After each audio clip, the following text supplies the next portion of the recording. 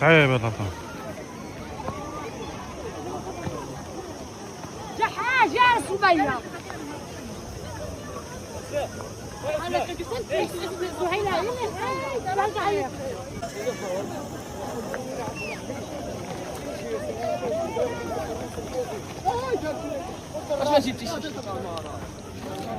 إذن كيما كتشوفوا اللي كيجي كيتفاجئ.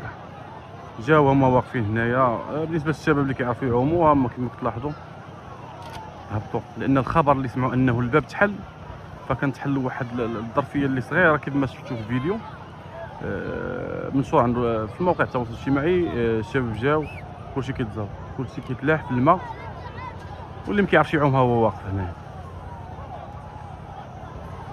شو كاين شابات، كاين امهات، كاين اباء، لا حول ولا قوه الا بالله. شيء اذا كيف كتشوفوا هذا الصباح هذا الامور خرجت على السيطره كيف تلاحظوا. شوف الالاف ديال العائلات، ماشي شباب، عائلات. اللي كيسمع الخبر كيجي، اللي كيسمع الخبر كيهز ولادو، كيهز عائلته، كيجي. الناس صراحه مصدوم. كاين اللي كيسمع الخبر كيجي حتى لهنا تيبقى جالس ما عرف شنو يدير. لا حول ولا قوه الا بالله.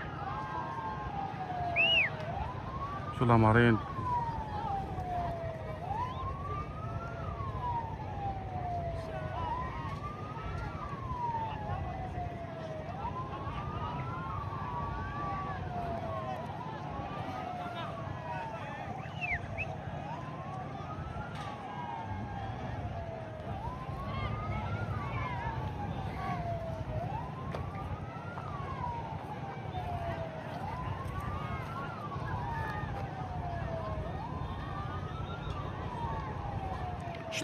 شنو الحل؟ لان شفنا كل شيء خرج، كل شيء جا.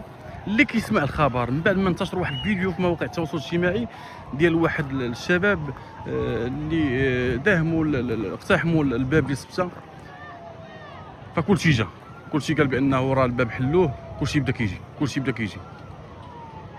كما كتلاحظوا مجموعه كبيره اللي الان كما كنلاحظوا. شو الشباب غادي كيف ما كتلاحظوا. مشهد صراحه يحز في النفس. كيف ما كتلاحظوا اللي كيعرف يعوم راه كيهبط، لانه داك المنظر اللي شافوا الصباح ديال الباب مفتوح ما بقاش مفتوح.